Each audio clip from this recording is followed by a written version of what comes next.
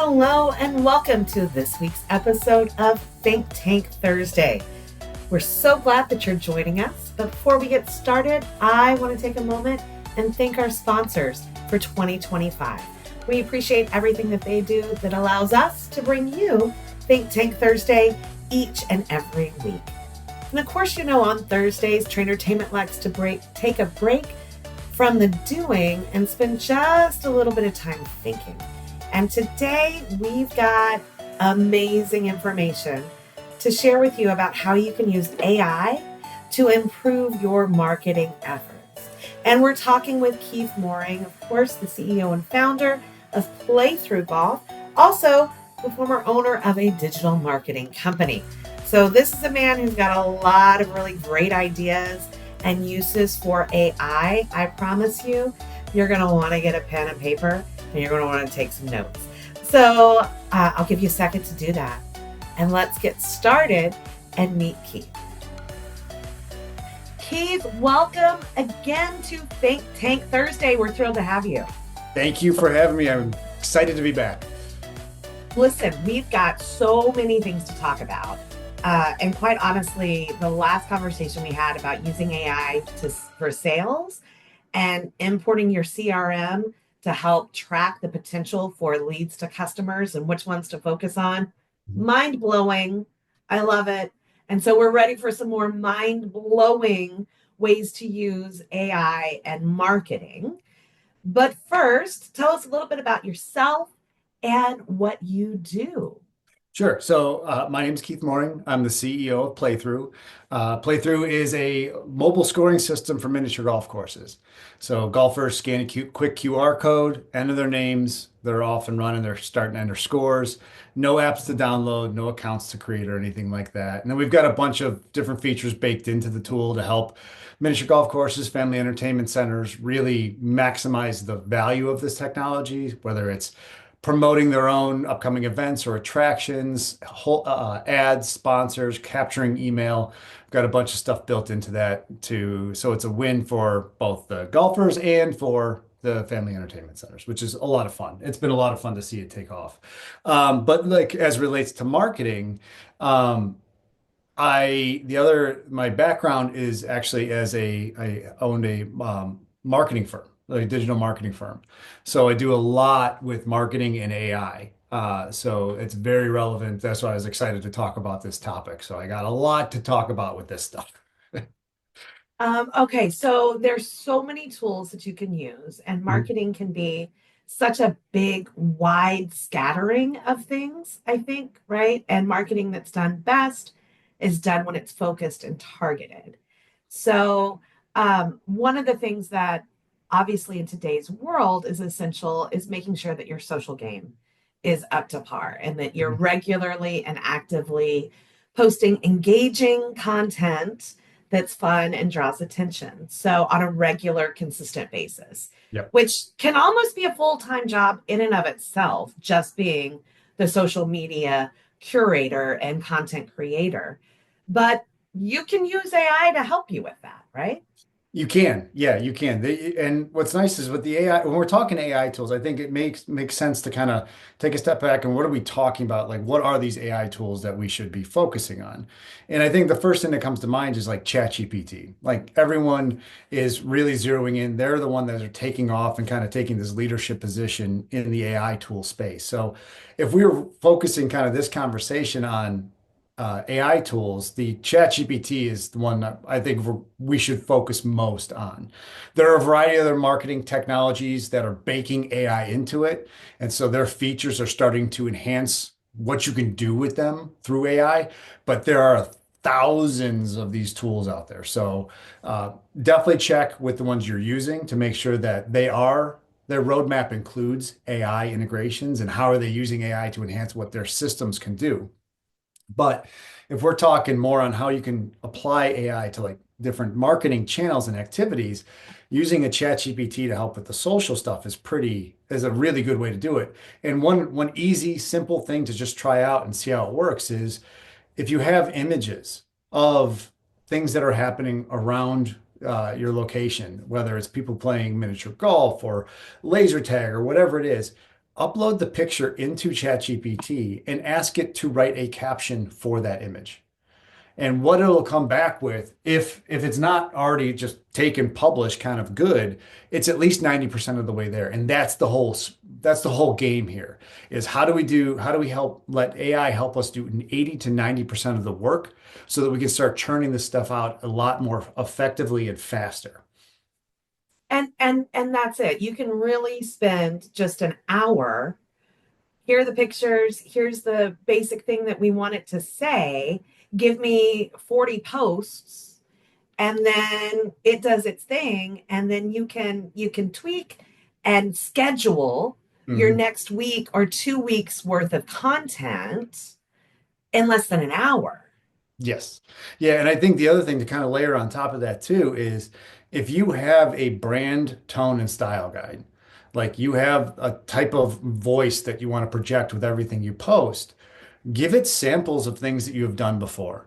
Upload a document with your tone and style guide built out into it. And then, amazingly enough, it will take all of that context. And when it's writing these captions and these explanations, these social posts, it'll mirror to the tone and style that you've asked it to mirror to. So again, it's just keeping everything on brand is always very, very important, especially when you're talking about fun, exciting, kind of getting people excited social posts. Using that type of language and verbiage and asking it to write in that kind of way is going to separate your content. Because we all know when we scroll, there's 10 billion things that we're scrolling past. Hmm. And you know what draws your eye, you know what makes you click, you know what makes you pay attention to that post. But creating it can sometimes be a little more challenging, and using a tool like AI to help you do that in an effective way. Yeah. And I think one of the kind of layer of that too is if we're talking about if you want to get real systematic and data driven with it, one approach to take is look at it and structure it in a way of, okay, this is the type of intro sentence that we write. Because that's the first thing, in many cases, the only thing people are going to see. And then the subsequent content, what do we feature? Is it bullet points? Is it quick, big word, whatever it is? Start structuring the post and testing which ones get the best engagement. And then when you've kind of got that zeroed in, upload that template as part of we want social posts. Here's the template we typically write. Focus on this first sentence. Here's how we want this to write. Like give it as many instructions as you can, because the more instructions, the more context you give it, ultimately, the better the output is going to be. Mhm. Yeah, the detail becomes really, really important. You can do something as simple as write social posts for Instagram for this place and this event, and it'll pop some stuff out that'll be okay. But the more detail you give, the better it's going to be. For sure. Every time. The better the prompt, the better the output. Yeah. So, in addition to social posts, something that a lot of marketing people do is a monthly newsletter or a quarterly newsletter, which can take, a lot of time. Mhm. Um, can AI do a newsletter? For sure. And actually, real quick, it just kind of jumped in my head on the social media front. If you ask it to write social shares, one of the things it will regularly pop up with is hashtags. Be careful with those, okay? Because they aren't necessarily strategically picked. They're more, it's predicting what the hashtag could be. And so a lot of the times, the hashtags that it will come up with aren't necessarily super relevant or even potentially sketchy.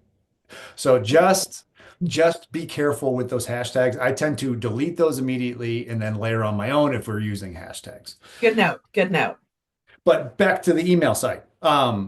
It can absolutely write emails as well. If you have a regular email newsletter, and you have it includes a couple different paragraphs or a couple different articles or offers or whatever it is, if you've got a template of that and you provided the template, again, you provided the tone and style and the branding that you want it to reflect, and then give it the topics to write about, it will give you a really, really solid newsletter.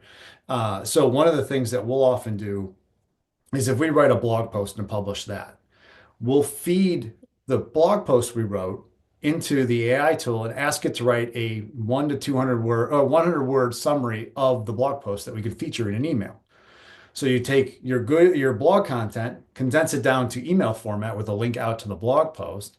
But you can do that for any type of article. If you're featured in a publication, in a news publication or a local magazine or whatever, take a synopsis of that article and feature it in there and use AI to help write it. So yeah, you can churn out a lot of really solid email content just by as long as you give it the direction and the templates you want it to work off of. That's really, really smart. Now, one of the things that people have on their website that sometimes is a great resource, but it has to be monitored and responded to quickly is those FAQs and Mhm. those sort of chats that are only good if you kind of have someone sitting there 24 hours a day, 7 days a week, responding to them, which isn't necessarily viable for, Mhm. for most people. Can you train your AI to handle those? Yeah, especially if you've had it up for a while and you have not a backlog, but like an inventory of past conversations. So, for example, with PlayThru, we have a support line. And so one of the things that we've done is we've taken a year's worth of support questions and the corresponding answers, and then you feed those into an AI tool as context and like you categorize them all, really format it up nice. But then what you get on the other side is you can create a interactive chatbot that can actually field these questions for you and draw from that database of already provided answers to answer those questions. Now, these are great for kind of the high level general questions you get all the time. If it gets into like any sort of technical questions or anything like that, you definitely want to, but that's the thing is these things can also be smart enough to know when to hand it off to a real life person. So it's definitely, and this would go beyond like the chat GPT type usage, but more, there are dedicated tools and chat tools that bake AI into it that you can program and inform, and they can then take over the heavy lifting of that conversation. That's fantastic. And I assume that the same could be said for the responses, the automatic responses to any like lead generations or inquests that are brought in. Yeah, that's actually one of my favorites is like, so this gets more into the realm of when you take these AI tools like a chat GPT and pair them with an automation technology. Like there are tools that one of them's name is Zapier, the other one I use all the time is Make. And the idea with this, it allows you to integrate different technologies together. So if someone fills out a lead form, this automation can take the information provided in that lead form and then it can go and like use an AI tool to understand what the request was as part of that form. Like what were they looking for? What was the question they had? It can go search a database of your own resources, whether it's case studies or whether it's FAQ answers, grab the relevant ones, craft a reply email, and then you could potentially just hand it off to a sales rep who then replies back with already written out email. All they have to do is copy and paste it and send. So things get turned around real quick. Or if you want to go down the route of having it send on your behalf, you can do that too. I typically try to avoid that in large part because I don't necessarily know exactly what's going to come out of the AI tool. No one really does. It's not like anything you can program and like the a 1 + 1 = 2. In the AI tool space, it may just be 1 + 1 = well, I don't know. We'll see about what I want. Like it's you never know what it's going to come back with. So I tend to avoid the direct to consumer publishing of it, but you can create some really awesome responses to lead queries and they pull from existing resources information to enhance that reply. And all the sales rep has to do is look at it, tweak, copy, paste, send, and it's off. And it's a great reply and it's a good, quick, timely follow-up.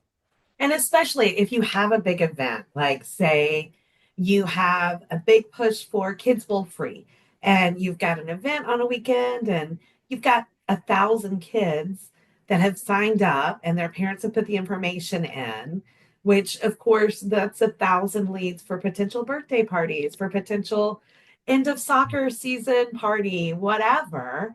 Mhm. And if you've got one salesperson who's, oh, by the way, also works in operations as well, there's no way they're ever going to be able to utilize that. But this is a way to make that process much faster. For sure. Yeah. Like, yeah, even the customization of the emails specifically, like you can say, okay, here's the email I want to send. Here's the information I know about each of these contacts. Write me a personalized email for each of these individual contacts. And like featuring their kid's name, age, whatever information you capture about them.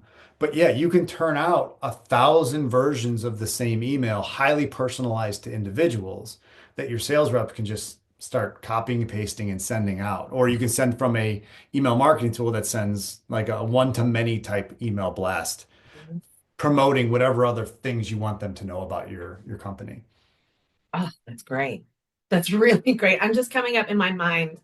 I've got about 50 different ways I want to talk to clients already about this, which is fantastic. Oh, so exciting. So one of the frustrations maybe sometimes with marketing Mhm. is that is having that tracking the data, analyzing the effectiveness of it.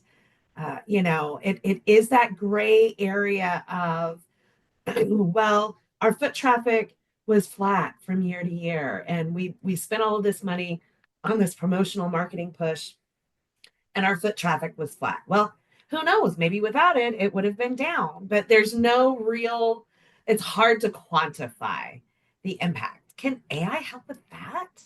So in those cases, yes. So what's nice about the AI tools is they are very good at taking structured data. So data that has a rhyme and reason to it, column headers, purpose, metrics defined.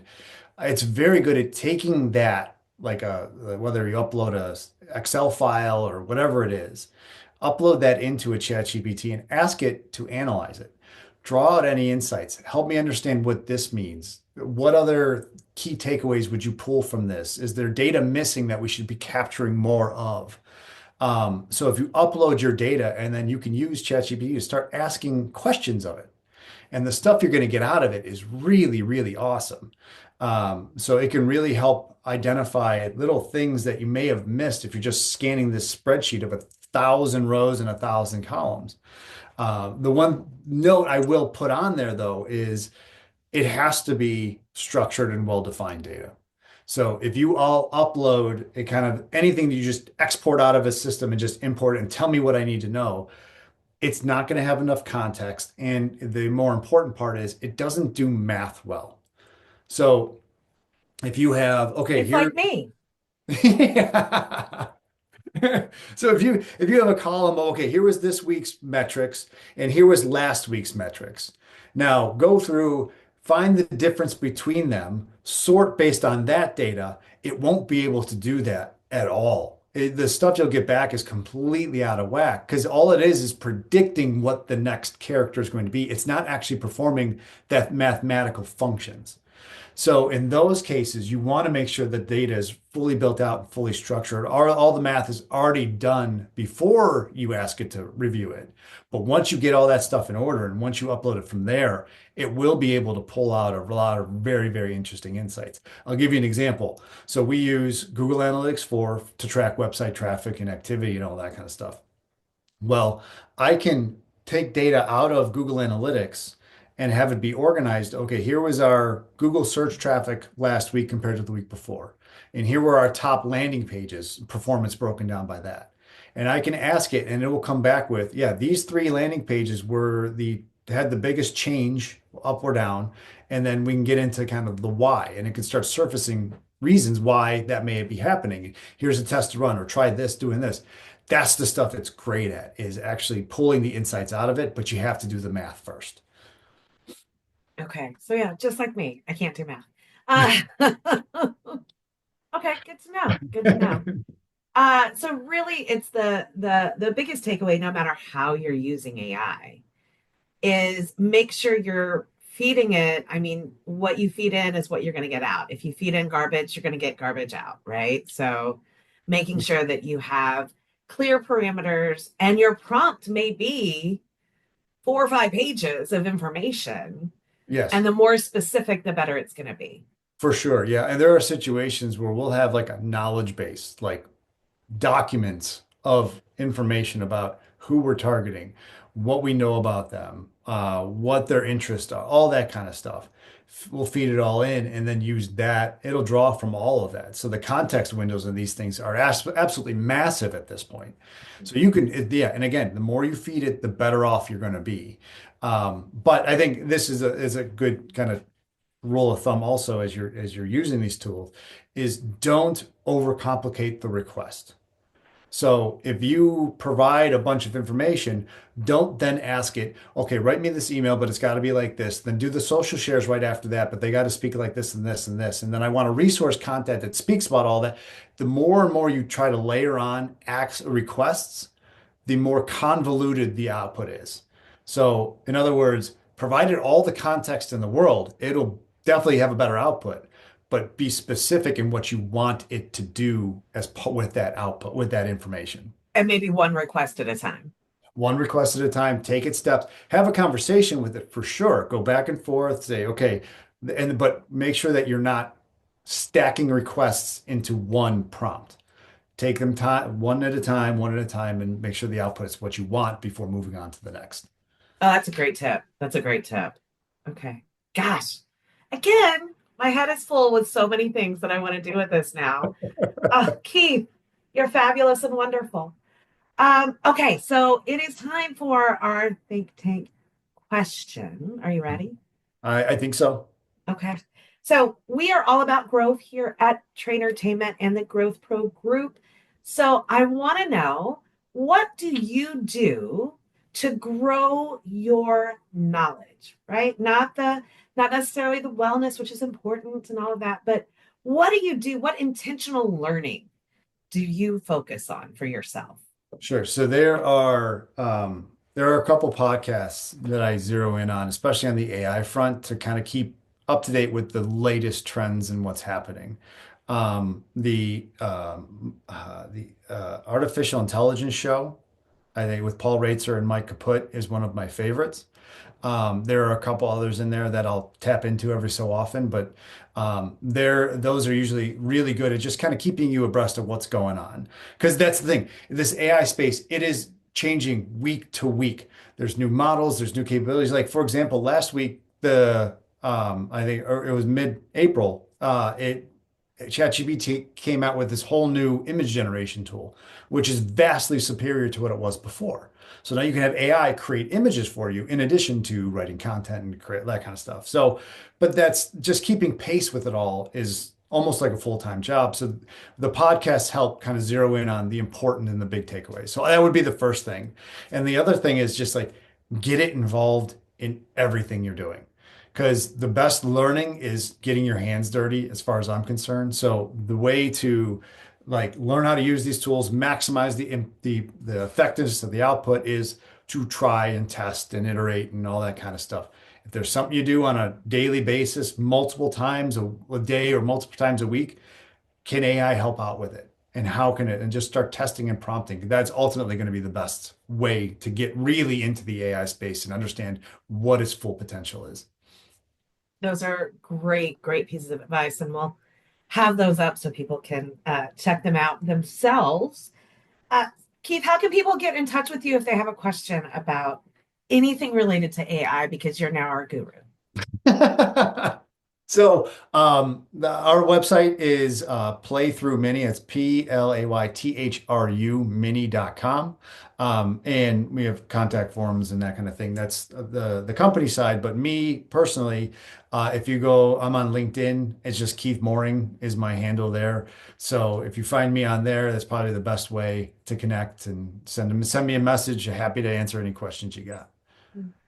Keith, as always, thank you so much for your insight. And what I always love about talking with you is that I walk away with very tangible things that I can start doing. So thank you so much, not only for inspiring my brain space, but also my to-do list of things that I could do with this information. So thank you, of course, for your time and letting us peek inside your brain for a little bit. I do appreciate the opportunity. Always fun talking to you. And yeah, anything you guys need, any questions you have, I'm happy to help out in any way I can. Awesome. Thank you, Keith. Thank you. Whew.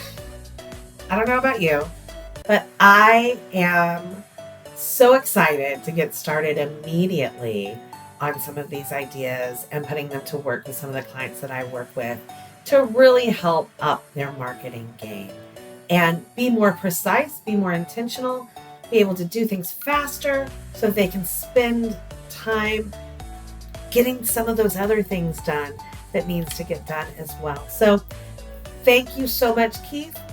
And thank you to our 2025 digital sponsors. We appreciate them for helping us bring you Think Tank Thursday every week. If you have an idea for Think Tank Thursday, or if you'd like to be a guest, I sure would love to hear from you. You can reach me at denise@trainertainment.net. Give me a shout, and I'd love to hear your thoughts and how you're using these ideas for your marketing efforts.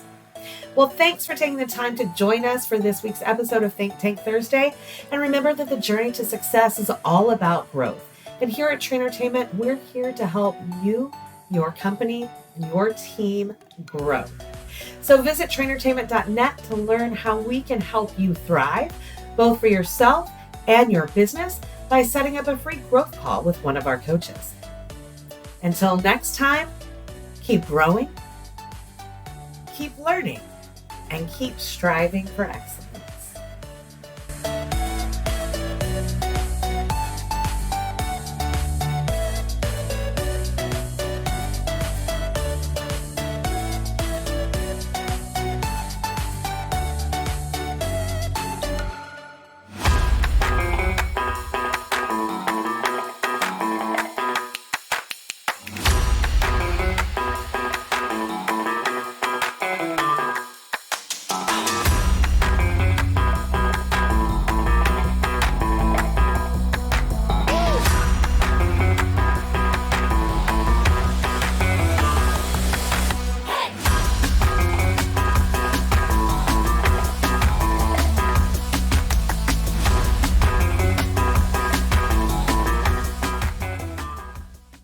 PlayThru is an online scoring system for mini golf courses.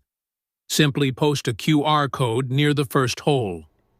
Golfers scan it with any mobile phone, add their golfers, and start entering scores. They can easily view their group leaderboard or the course leaderboards.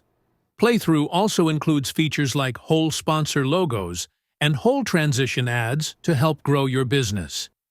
Visit playthrumini.com to see what else PlayThru can do.